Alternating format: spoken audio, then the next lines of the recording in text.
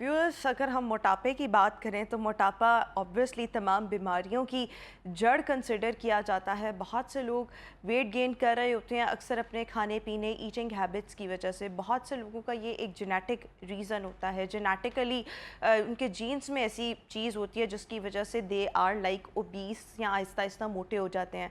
हमारे यहाँ बहुत सी ख़वातीन ऐसी होती हैं अक्सर औकात डिलीवरी के बाद उनका वेट बहुत ज़्यादा गेन होना शुरू हो जाता है। बच्चों में भी ओबेसिटी देखने में आती है। There are multiple reasons behind this obesity. So what are the causes and how we can actually treat, what are the treatments available in the current like era, इस सब पर बात करेंगे आज। We are having in our show laparoscopic surgeon है doctor Naveed Malik, इस वक्त हमारे साथ शो में मौजूद हैं। डॉक्टर साहब, thank you so much for being with us. So we all know that there are multiple reasons behind obesity, जिसमें जीन्स भी आपके हो सकते हैं, जिसमें हार्मोनल इम्बैलेंसेस भी हो सकते हैं, आपके ईटिंग हैबिट्स, आपका lifestyle, lack of physical activity and the list goes on. But what are the treatment options available in the current era? अगर हम आजकल की बात करें, one is the laparoscopic surgery, the other one is the diet plan, but what are the rest of the ways? Thank you very much जी। अच्छा, मेरी speciality चूँकि लेप्रोस्कोपिक एंड बैरेटिक सर्जरी है, मैं डायरेक्टर हूँ मिनिमल इन्वेसिव सर्जरी का, जिसमें हम सारे ऑपरेशंस मिनिमल असेस से करते हैं, छोटे होल्स से। तो मोटापा डेफिनेटली आपने बताया एक बहुत सी बीमारियों की जड़ है और बहुत सारी रीज़न्स हैं इसकी। इसको हम एज ए क्रॉनिक डिजीज़ लेते हैं और हम बड़ी कोशिश कर रहे हैं अपने इवन हेल्थ केयर प्रोफेशनल्स के अंदर ये अवेयरनेस पैदा करने की कि just take it as a chronic disease. ठीक है। ये जैसे हम शुगर को बीमारी समझते हैं, ब्लड प्रेशर को बीमारी समझते हैं और उसका मुस्तकिल एक इलाज करते हैं, इस तरह से ये भी एक बीमारी है और बल्कि बहुत सी बीमारियों की जड़ है। ट्रीटमेंट ऑप्शन हमारे पास क्या हैं? अच्छा, सबसे पहले तो मैं एक जो कॉन्सेप्ट है ना आवाम के अंदर कि लेप्रोस्कोपी और मोटापे का इलाज ये इंटरलिंक तो हैं, लेकिन आम तौर पे लोग समझते हैं कि लेप्रोस्कोपी शायद इट्सेल्फ मोटापे का इलाज है। उसमें कॉन्सेप्ट ये है कि लेप्रोस्कोपी से हम फैट निकाल लेते हैं बॉडी से। ऐसा नहीं है। लेप्रोस्कोपी एक टेक्निक है जिससे हम बहुत सारे ऑपरेशंस कर सकते हैं, उसमें मोटापे का एक ऑपरेशन है जो फैट, इससे गॉल ब्लैडर सर्जरी हो सकती है। मैं आपको गिनवाना शुरू करूं तो बहुत सारी चीज़ें हैं जो हम लेप्रोस्कोपिक सर्जरी के ज़रिए करते हैं। अच्छा, उसमें जो कॉन्सेप्ट है लोगों का वो लाइपोसक्शन और लेप्रोस्कोपी को मिक्स कर रहे होते हैं लोग। लाइपोसक्शन में हम क्या करते हैं कि फ़ैट निकालते हैं, और लाइपोसक्शन जो है that is not meant for weight loss. Liposuction जो है सिर्फ बॉडी कंटूरिंग के लिए, कि आपकी बॉडी की शेप थोड़ी सी ख़राब है, कहीं पे फैट ज़्यादा है, उसको हम निकालते हैं, दैट इज़ लाइपोसक्शन। ठीक है। ठीक है। वेट लॉस के लिए जो सर्जरीज होती हैं उसे बैरेटिक सर्जरी बोलते हैं। अच्छा, अब जब हम बात करते हैं ऑप्शंस की, तो ऑप्शंस में हमारे पास डाइट प्लान है, कुछ मेडिसिन है, आजकल बहुत मार्केट में आई हुई है मेडिसिन। ठीक है, मेडिसिन से फ़ायदा होता है लेकिन दैट इज़ क्वाइट टेम्परेरी।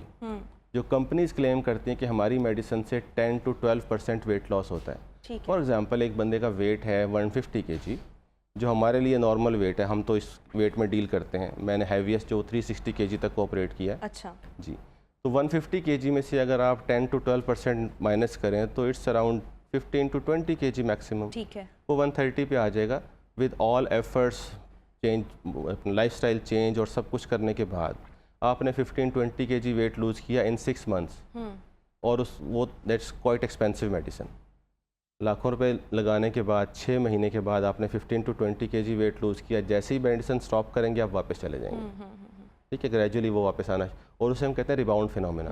आपने भी देखा होगा कुछ लोग वेट लूज़ करते हैं डाइट से, जिम से, एक्सरसाइज से, लेकिन क्या होता है कि इनिशियली तो बड़ा अच्छा है, 2-3-4 kg 10 kg कम करना आसान होता है, उसके बाद फिर जोर लगता है, फिर तंग आके लोग छोड़ते हैं। फॉर एग्जांपल 150 से स्टार्ट किए 130 तक आ गए, अब जैसे आप डाइट छोड़ेंगे और वो रिबाउंड होता है, ये 120 से वापस 150 पे नहीं जाएगा, ये 160-170 पे जाएगा। क्या रीज़न है? क्योंकि हम क्रैश डाइट कर रहे होते हैं। हाँ, इसे कहते हैं रिबाउंड फिनोमेना। ये हम पढ़ते भी हैं, पढ़ाते भी हैं बच्चों को। सेल हंगर है बेसिकली, आपने सेल स्टारवेशन की है काफ़ी अर्सा। ठीक है, उसके बाद जैसे ही डाइट मिलती है, मेटाबॉलिज्म तो वहीं खड़ा हुआ आपकी बॉडी का। ठीक है, वो उसी तरह से एक्टिव होता है, और वो जैसे आप डाइट लेना शुरू करते हैं सेल ग्रो करना शुरू करते हैं। सेल स्टारवेशन से एकदम वापस फूड मिला और एनर्जी रीगेन, तो इसे रिबाउंड फिनोमेना कहते हैं। इसलिए ये सारे जो तरीके हैं वेट कम करने के ये आर्जी हैं। 2, 4, 5 kg वेट कम करना हो इट्स ओके, ठीक है, लेकिन बड़े वेट को कम करने के लिए सर्जरी है। अब सर्जरी उसे हम कहते हैं बैरेटिक सर्जरी, उसमें डिफरेंट ऑप्शंस हैं हमारे पास और वो हम टेलर करते हैं according to the patients habits. जैसे आपने बताया उसमें जेनेटिक्स हैं, उसमें डाइटरी हैबिट्स हैं, उसमें साइकेट्रिक इलनेसेस हैं, इवन कुछ लोग स्ट्रेस ईटर्स होते हैं, स्ट्रेस हुआ तो खाना शुरू कर दिया, ठीक है, वो क्या करते हैं फिर खाते रहते हैं, वेट गेन होता रहता है। तो और फिर अच्छा weight gain itself is stress. ये तो आप बता रहे हैं कि one of the way is the bariatric surgery, लेकिन अब बहुत से वेट गेन ऐसे भी लोग कर रहे होते हैं जिसके लिए ultimately once you have put a lot of weight but you don't need to have this kind of surgery. ये तो मेरे ख्याल में व्हेन यू आर लाइक 150 और 150 प्लस तो उसमें देयर इज़ द नीड कि आप बेरियाट्रिक सर्जरी करवा लें या उसको डाइट या जिम के ज़रिए कंट्रोल करें। But when we talk about the rest of the ways via gym और इट कुड बी एक्सरसाइज और लाइक एनीथिंग और like with medicines and injections, तो इस पर मैं ज़्यादा फोकस थोड़ा सा करना चाहूँगी, फिर हम बेरियाट्रिक सर्जरी पर भी बात करेंगे। बट मैं आपसे ये जानना चाहूँगी कि बाज़ औक़ात ऐसे होता है और आजकल मेरे साथ भी ऐसे हो रहा है कि मुझे क्रेविंग बहुत ज़्यादा होती है and this is the extreme kind of craving जिसमें I want to eat something from market. अगर मुझे बाजार के दाल चावल भी मिलेंगे तो I would love to eat that, but like अगर मुझे घर से दाल चावल मिलेंगे तो मैं कहूँगी यार ये क्या है। So everything that is available from the market I would love to have that and this kind of craving what do we call it, इसको हम क्या कह सकते हैं और ऐसा क्यों होता है कि आपको स्पाइसी चीज़ों की क्रेविंग हो, आपको फ्राइड आइटम्स यानी समथिंग लाइक डिफरेंट जो आपको चस्का दे ज़ुबान का, या बाजार की चीज़ों की क्रेविंग होना। घर पर भी सेम चीज़ अवेलेबल है but you don't feel like having it, इसकी क्या रीज़न है? अच्छा वो आपने पहले ही बता दिया, ह्यूमन नेचर है, चस्का जिसे कहते हैं ना, मतलब डिफरेंट टेस्ट, स्पाइसी खाने ज़्यादा अच्छे लगते हैं, ठीक है। और हमारे यहाँ जो है ना एशियन पॉपुलेशन में हम डिफरेंट हैं यूरोपियन पॉपुलेशन से। हमारे यहाँ जो टोटल बॉडी मैस है उसका फ़ैट कंटेंट ज़्यादा होने की रीज़न ही ये है कि हम चस्के वाले खाने खाते हैं, ऑयली चीज़ें, फ्राइड चीज़ें, ज़ाहिर है टेस्टी होती हैं, तो हमारी फ़ैट कंटेंट ज़्यादा है एज़ कम्पेयर टू एक बंदा जिसका BMI हमारे पास पाकिस्तान में उसका BMI अगर फॉर एग्जांपल 30 है तो उसका फ़ैट कंटेंट आप कह लें कि 30% है, तो यूरोपियन पॉपुलेशन में वही फ़ैट कंटेंट 20% पे आ जाता है, उनका मसल मैस ज़्यादा है, ठीक है। इसकी रीज़न ये है कि चस्का दिल करता है खाने को, और ज़ाहिर है मज़े की चीज़ है ना, यही आप किसी गोरे को यहाँ ले आए यूरोपियन को तो उसको 4 दिन ये खाने खिलाएं वो भी शुरू हो जाएगा इस काम में। तो ये तो टेस्ट है, आपके टेस्ट बर्ड्स डेवलप हो जाते हैं आहिस्ता आहिस्ता, तो इसको अवॉइड करना। लेकिन इसको अवॉइड कैसे? ये जो आपकी एक्सट्रीम क्रेविंग्स हैं, is there any way to avoid it, to like minimize it, what's the way? अच्छा इसमें कुछ मेडिसिन हमें हेल्प करती हैं जो कि एंटी हंगर मेडिसिन कह लें आप सिंपल वर्ड्स में उनको। एंटी हंगर सबसे पहले तो ये मुझे आप बताएं ना एंटी हंगर मेडिसिन कौन सी है? अच्छा बहुत सारी मेडिसिन अवेलेबल है मार्केट में। अच्छा एक ये है, दूसरा इसमें साइकेट्रिस्ट का बड़ा रोल है हमारे पास। अच्छा yes, we have got bariatric psychologist, bariatric psychiatrist, जो मैं बता रहा हूँ स्ट्रेस ईटर्स होते हैं, डिप्रेशन में जाते हैं, खाना ज़्यादा खाते हैं, फिर वेट गेन करते हैं, weight gain again is depression कि मेरे बॉडी शेप ख़राब हो रही है, अगेन डिप्रेशन और खाना खाते हैं, ये एक विशियस साइकिल। तो हमारे पास इनके लिए कुछ लोगों को सिर्फ मीठे ही क्रेविंग होती है, मैंने मीठा खाना बस, हम मीठा नहीं छोड़ सकते, ठीक है। तो ये सारी कुछ इसमें साइकोलॉजिकल रोल भी हैं।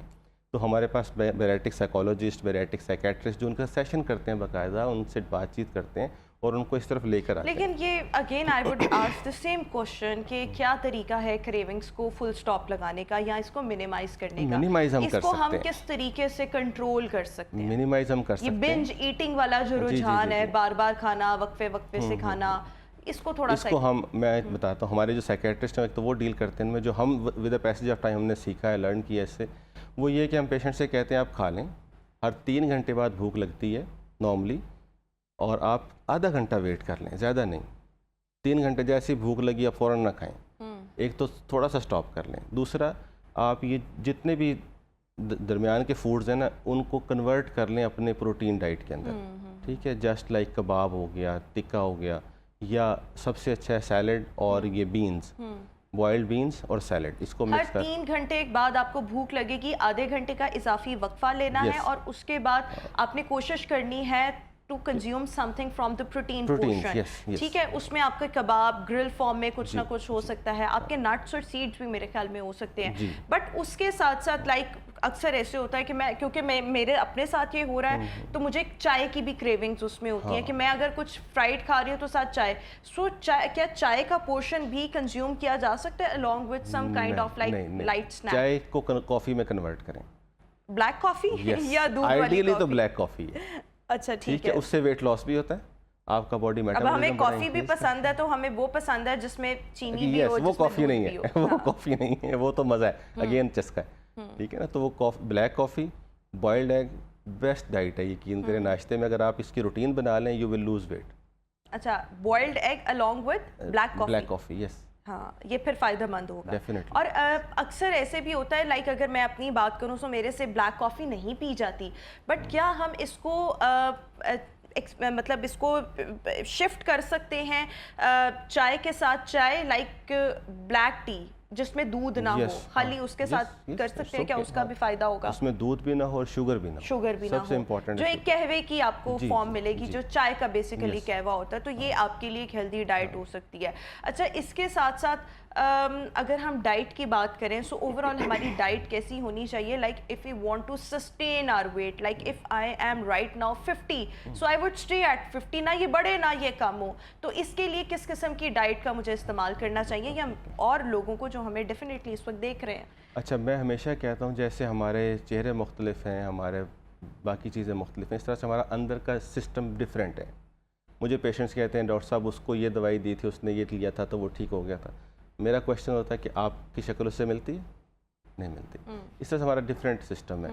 फॉर एग्जांपल, मेरे लिए अगर एक चपाती है मुझे चाहिए 24 आवर्स में, और कि एक और बंदा जिसके लिए 2 चपाती हैं, तो वो 2 चपातियाँ खाएगा तो उसको वो सस्टेन करेगा उस वेट को। अगर मैं 2 चपातियाँ खाना शुरू कर दूंगा तो 1 चपाती मेरी फ़ैट में कन्वर्ट हो रही है डेली, ठीक है। तो ये हर बंदे ने अपने खुद देखना है। जैसे इस्लाम में भी है कि भूख रख के खाएं, आप पूरा पेट ना भरें, थोड़ी सी गुंजाइश रखें और इस पे अमल करके देख लें, आपका खुद ही सेट हो जाएगा, खुद ही सेट हो जाएगा। एक और चीज़ जो मैं अपने व्यूअर्स के साथ यहाँ पर शेयर करना चाहूँगी from my own personal experience, अक्सर ऐसे होता है कि आपको खाने का बहुत मज़ा आ रहा होता है, and you just keep on eating and you feel like eating more and more and more, आपका दिल ही नहीं कर रहा होता खाना।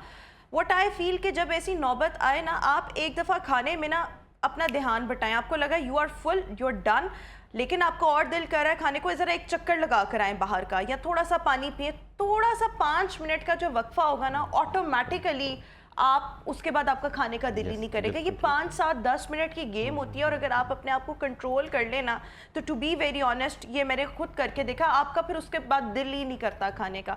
तो this can be one way. अच्छा, बेरियाट्रिक सर्जरी कितने वेट पर करवानी चाहिए, किन लोगों को करवानी चाहिए, और इसके क्या फ़ायदे या नुकसान आते हैं, क्विकली बताइएगा, क्योंकि मेरा आखिरी सवाल है, we are short of time. अच्छा, हमारे यहाँ जो है पाकिस्तान में, मैंने एशियल पॉपुलेशन हमारी जो रिसर्च है, मैंने कोई total 3000 more than 4000 even cases किए हैं। तो जो कट ऑफ वैल्यू है ना हमारे पास कि इस पेशेंट की सर्जरी करनी है, वो BMI हम उससे कैलकुलेट करते हैं। तो हमारे यहाँ जो एशियन पॉपुलेशन में 27 BMI है, तो जो कि शायद मेरा भी हो 27 BMI विद कोमॉर्बिड्स। अगर किसी को शुगर है, ब्लड प्रेशर है, इनफर्टिलिटी है, तो हम कहते हैं कि 27 BMI पे अगर हम ऑपरेट करेंगे तो इसको फ़ायदा होगा। क्या होगा? शुगर ख़त्म हो जाएगी, ब्लड प्रेशर ख़त्म हो जाएगा, इनफर्टिलिटी बेहतर हो जाएगी, ठीक है। और अगर 30+ BMI है तो यकीनन वो फिर एक कैंडिडेट है सर्जरी का। और 30 BMI मींस के तकरीबन आप कह लें कोई अगर 5'8" हाइट का बंदा है तो 30 BMI कब अटेन होता है? उसका 90 kg वेट पर जाकर। तो ये नहीं कि हम 150 पे ही जाने का वेट करें, हम 90 kg पे अगर ऑपरेट कर देते हैं तो दैट विल हेल्प। लेकिन आमतौर पे हमारे यहाँ कॉन्सेप्ट नहीं ना, डरते हैं ऑपरेशन से, ऑब्वियसली एक सर्जरी है। लेकिन बेरियाट्रिक सर्जरी के क्या कोई नुकसानात भी हैं? एज सच कोई नुकसानात नहीं है। It's very safe surgery but in safe hands, expert and safe hands. अच्छा, और once if you are done with this bariatric surgery, are there any chances of weight gain और weight reversal again? Yes, there are chances. मैंने पहली बात की कि हम tailor करते हैं according to the patient's needs. अगर किसी पेशेंट को मीठे की क्रेविंग होती है और मैंने पहले असेस नहीं किया और मैं उसका स्टमक शॉर्ट कर दूँ, तो वो मीठा खा खा के आहिस्ता आहिस्ता फिर वेट रीगेन कर लेगा, बट नॉट इमीडिएटली। 4-5 इयर्स बड़ा अच्छा पीरियड गुजरता है, 4 से 5 साल के बाद वेट रीगेन होने के चांसेस हैं। बिल्कुल ठीक। और इसके साथ साथ अगर ये बहुत इम्पॉर्टेंट है कि अगर आप चाहते हैं बेरिएट्रिक सर्जरी के बाद आपका वेट गेन जो ना हो, तो फिर इसके लिए जो आपको आपके डॉक्टर या एक्सपर्ट की तरफ से जो सजेशंस दी जाती हैं, you must follow those instructions and suggestions, ताकि आपका वेट जो है वो मेंटेन रहे। Thank you so much doctor Naveed Malik for being with us today